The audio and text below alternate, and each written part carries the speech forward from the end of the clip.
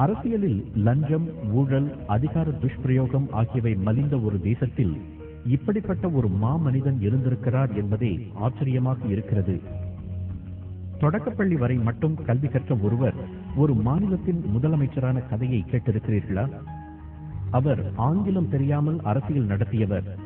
மூத்த தலைவர்கள் அரசியலில் பதவி வகிக்க கூடாது என்ற ஒரு சட்டத்தை கொண்டு வந்து அதற்கு முன் உதாரணமாக தன்னுடைய முதலமைச்சர் பதவியையே துறந்தவர். கல்வியே தேசத்தின் கண்களை திறக்கும் என்று கூறி பட்டி தொட்டிகளிலெல்லாம் பள்ளிக்கூடங்களை கட்டியவர். ஏழை பிள்ளைகளும் பள்ளிக்கு வர வேண்டும் என்பதால் புரட்சிகரமான மதிய உணவு திட்டத்தை அறிமுகம் செய்தவர். தான் முதலமைச்சராக இருந்த போதும் வறுமையில் வாடிய தன் தாய்க்கு சிறப்பு சலுகைகள் தராதவர். சினிமாவில்தான் இது போன்ற கதாபாத்திரங்களை பார்க்க முடியும் என்று சொல்லும் அளவுக்கு தமிழகத்தில் நம்ப முடியாத நல்லாட்சியை தந்து இரவா புகழ் பெற்ற அந்த உன்னத தலைவரின் பெயர் காமராஜர். அவரை போன்ற தலைமைத்துவம் தமிழ்நாட்டில் தொடர்ந்திருந்தால் அந்த மாநிலம் தரணி போற்றும் அளவுக்கு உயர்ந்திருக்கும் என்பது மறுக்க முடியாத உண்மை. 1903 ஜூலை 15 தமிழ்நாட்டின் விருதுநகரில் குமாரசாமி நாடார், சிவகாசி அம்மாள் ஆகியோருக்கு மகனாக பிறந்தார் காமராஜர். ஏழ்மையான குடும்பம். இந்தியாவின் களங்கமாக இருக்கும் உயர்ந்த ஜாதி, தாழ்ந்த ஜாதி என்ற சமூக அமைப்பில் அவர் தாழ்த்தப்பட்ட ஜாதியைச் சேர்ந்தவர். ஏழ்மை காரணமாகவும் படிப்பு ஏறாததன் காரணமாகவும் அவரால் 6 ஆண்டுகள் தான் கல்வி கற்க முடிந்தது. 12வது வயதில் அவர் தனது தாய்மாமனின் துணிக்கடையில் வேலை பார்த்தார்.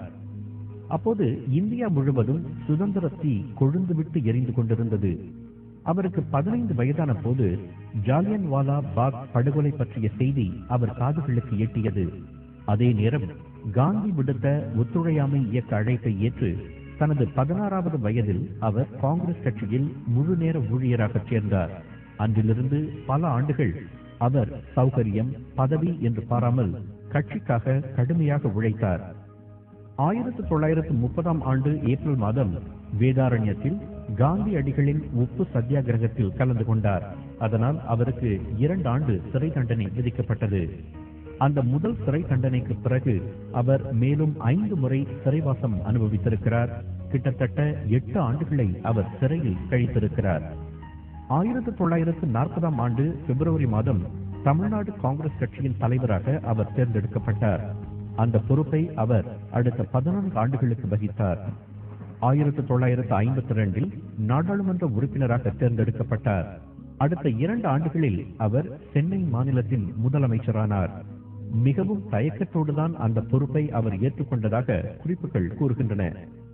இந்தியாவில் ஆங்கிலம் தெரியாத ஒருவர் ஒரு மாநிலத்தின் முதலமைச்சரானது அதுவே முதல் முறை.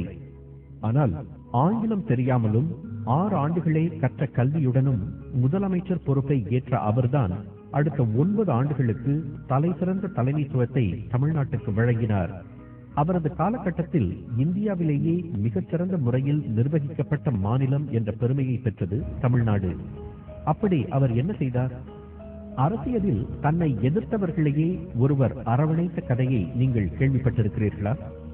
காமராஜர் முதலமைச்சரான உடனேயே அதே பதவிக்கு தன்னை எதிர்த்து போட்டியிட்ட சி. சுப்பிரமணியம், எம். பக்தவச்சலம் ஆகிய இருவரையும் தன் அமைச்சரவையில் சேர்த்துக் கொண்டு அனைவரையும் வியப்பில் ஆழ்த்தினார். அவர் தனது அமைச்சர்களுக்கு சொன்ன அறிவுரை என்ன தெரியுமா? பிரச்சனையை எதிர்கொள்ளுங்கள். அவை எவ்வளவு சிறியதாக இருந்தாலும் பரவாயில்லை. அவற்றை தீர்ப்பதற்கான வழிகளை தேடுங்கள். நீங்கள் ஏதாவது செய்தால் மக்கள் நிச்சயம் திருப்தி அடைவார்கள் என்பதுதான். அவரது நல்லாட்சியில் கல்வித்துறையிலும் தொழில்துறையிலும் தமிழ்நாடு துரிதமான வளர்ச்சி கண்டது. மாநிலம் முழுவதும் பல புதிய பள்ளிகளை கட்ட உத்தரவிட்டார். பழைய பள்ளிகள் சீர் செய்யப்பட்டன. ஒவ்வொரு கிராமத்துக்கும் ஒரு தொடக்கப்பள்ளி, ஒவ்வொரு பஞ்சாயத்துக்கும் ஓர் உயர்நிலைப் பள்ளி இருப்பதை உறுதி செய்தார். எழுத்தறிவின்மையை போக்க வேண்டும் என்பதற்காக 11ஆம் வகுப்பு வரை இலவச கட்டாய கல்வியை அறிமுகப்படுத்தினார். ஏழை சிறுவர்களின் வயிறு காயாமல் இருக்க லட்சக்கணக்கான சிறுவர்களுக்கு மதிய உணவு வழங்கும் உன்னதமான திட்டத்தை அறிமுகம் செய்தார். ஜாதி, வகுப்பு, ஏழை பணக்காரன் என்ற பேதத்தை ஒழிக்க விரும்பிய அவர் எல்லா பள்ளி பிள்ளைகளுக்கும் இலவச சீருடைகள் வழங்கினார். அவரது ஆட்சியில் தமிழ் மொழிக்கு நல்ல அங்கீகாரம் கிடைத்தது. பள்ளிகளிலும் உயர்கல்வி நிலையங்களிலும் தமிழை போதனா மொழியாக்கியதோடு அறிவியல் தொழில்நுட்ப பாட புத்தகங்களும் தமிழில் வெளிவரச் செய்தார். அரசாங்க அலுவலகங்களுக்கு தமிழ் தட்டச்சு இயந்திரங்கள் அறிமுகமாயின. நீதிமன்றங்களிலும் வழக்குகளை தமிழில் நடத்த ஊக்குவிக்கப்பட்டது. அவரது ஆட்சியில் விவசாயம் நல்ல வளர்ச்சி கண்டது. வைகை அணை, மணிமுத்தாறு அணை, கீழ்பவானி அணை, பரம்பிக்குளம், சாத்தனூர் அணை என்று பல அணைக்கட்டு திட்டங்கள் அசுர வேகத்தில் நிறைவேற்றப்பட்டன. தொழில்துறையிலும் முத்திரை பதித்தார் காமராஜர். நெய்வேலி பழுப்பு நிலக்கரி, சென்னை ஆவடி ராணுவ தளவாட தொழிற்சாலை, சென்னை இந்துஸ்தான் டெலிபிரிண்டர்ஸ் என பல பெரிய தொழில்கள் தமிழ்நாட்டில் உருவாயின. அவரது மாட்சிமை பொருந்திய ஆட்சியை கண்டு இந்திய பிரதமர் நேரு இந்தியாவிலேயே மிகச்சிறந்த முறையில் நிர்வகிக்கப்படும் மாநிலம் தமிழ்நாடு என்று பாராட்டினார். இப்படிப்பட்ட சிறந்த ஆட்சியை வழங்கியதால் தான் தொடர்ந்து 3வது முறையாக தமிழக முதலமைச்சராக காமராஜர் தேர்ந்தெடுக்கப்பட்டார். இவ்வளவையும் செய்த அவர் அடுத்து செய்த காரியம் அரசியலுக்கே ஒரு புதிய இலக்கணத்தை கற்றுத்தந்தது. காங்கிரஸ் கட்சி அதன் துடிப்பையும் வலிமையையும் இழந்து வருவதாக உணர்ந்த காமராஜர் எல்லா மூத்த காங்கிரஸ் தலைவர்களும் தங்கள் அரசியல் பதவிகளை ராஜினாமா செய்துவிட்டு நாட்டு நலனுக்காக கட்சி பணிகளில் ஈடுபட வேண்டும் என்ற ஒரு திட்டத்தை உருவாக்கி பிரதமர் நேருவிடம் பரிந்துரைத்தார். 2 மாதங்களில் அந்த திட்டத்தை ஏற்றுக்கொண்டது காங்கிரஸ் பணிக்குழு.